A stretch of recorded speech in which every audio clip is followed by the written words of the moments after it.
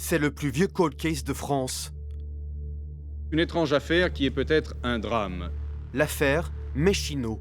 Ça doit être celle-là, c'est l'ancienne maison. Celle-là.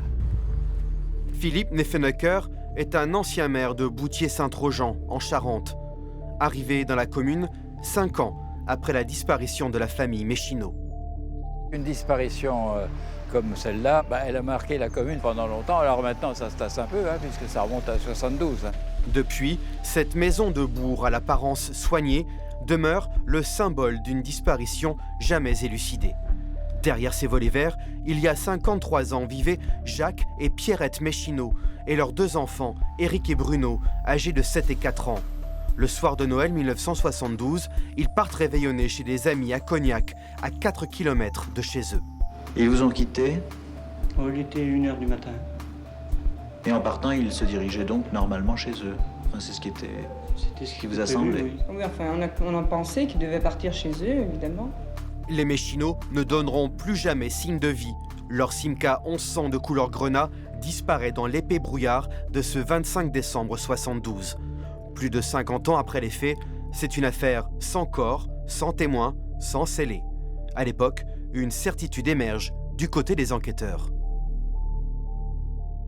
La famille Méchineau, en partant de Cognac, n'est pas repassée à son domicile.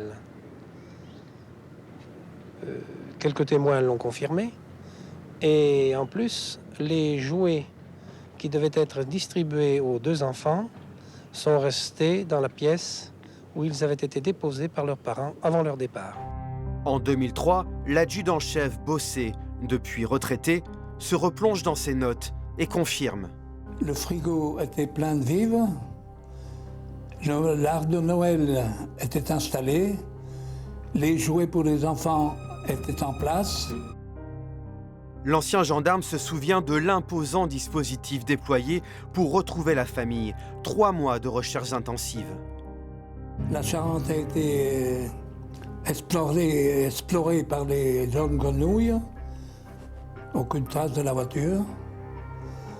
Alors là, évidemment, il a fallu se rendre à l'évidence. La famille était partie ailleurs. Les enquêteurs se tournent alors vers les carrières de Saint-Même, à 20 km de là. Des kilomètres de galeries, alors accessibles en voiture, connues de tous, mais truffées de trous. Là encore, aucun indice. Mais les recherches menées à l'époque ont-elles commencé suffisamment tôt? Patrick Hureau se souvient de l'affaire quand il était jeune. Il est depuis devenu l'historien de la commune. C'est plus de 15 jours après qu'ils ont commencé à se dire « mais oula, les enfants ne sont pas à l'école, pourquoi lui il n'est pas au travail ?» Et c'est là qu'effectivement a débuté le fait qu'il y avait une disparition. Une affaire demeurée mystérieuse en dépit de ses multiples rebondissements. En novembre 2011, les enquêteurs inspectent à nouveau la Charente à l'aide des dernières technologies disponibles, des radars subaquatiques. Des carcasses de voitures sont retrouvées, mais pas celles des Méchineau. L'année suivante, en octobre 2012, les ossements d'un homme et le fragment d'un crâne d'enfant sont exhumés à 15 km de là. Les enquêteurs pensent aux Méchineau, mais les analyses ADN ne correspondent pas. Dans le dossier, un autre visage émerge, celui de cet ancien coureur cycliste, le fils des voisins, devenu l'amant de Pierrette. Le mari venait d'apprendre que sa femme entretenait une liaison. Il y a quelques années, un ancien collègue de Jacques Méchineau à l'usine Saint-Gobain faisait une révélation fracassante. Jacques m'avait dit, là, dans la porte, il m'a dit, si un jour ma femme me trompe, il dit, tout le monde y pensera. L'ancien cycliste, l'amant, Maurice Blanchon, réside toujours dans la commune. Aujourd'hui âgé, il reste convaincu que la famille a refait sa vie ailleurs. Pour moi, ils sont à l'étranger, c'est sûr. Normalement à l'Australie, parce qu'il était toujours en train de lui parler de l'Australie. Il voulait partir là-bas parce qu'il ne paierait pas d'impôts. C'était son raisonnement. Alors elle m'a parlé souvent de ça, qu'il voulait partir, elle ne voulait pas partir. Alors, Les Méchineau sont-ils toujours vivants ou bien morts depuis fort longtemps? La justice a décidé d'en avoir le cœur net. Le pôle Cold Case du tribunal de Nanterre a rouvert le dossier il y a un peu plus d'1 an, en décembre 2023.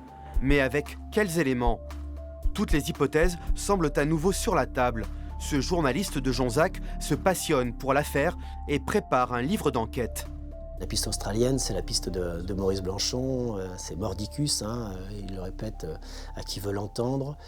Je pense qu'à l'époque, ils ont quand même vérifié. Disparaître, ça veut dire qu'il faut laisser une voiture dans un aéroport quelque part. Disparaître en Australie, ça me paraît pas sérieux. On aurait pu imaginer un départ, mais un départ, on laisse l'argent sur les comptes, on ne prévient pas les grands-parents, les frères, les sœurs, ça tient pas. Le pôle Cold Case peut-il résoudre l'énigme Mechino? La justice a décidé de se donner une dernière chance.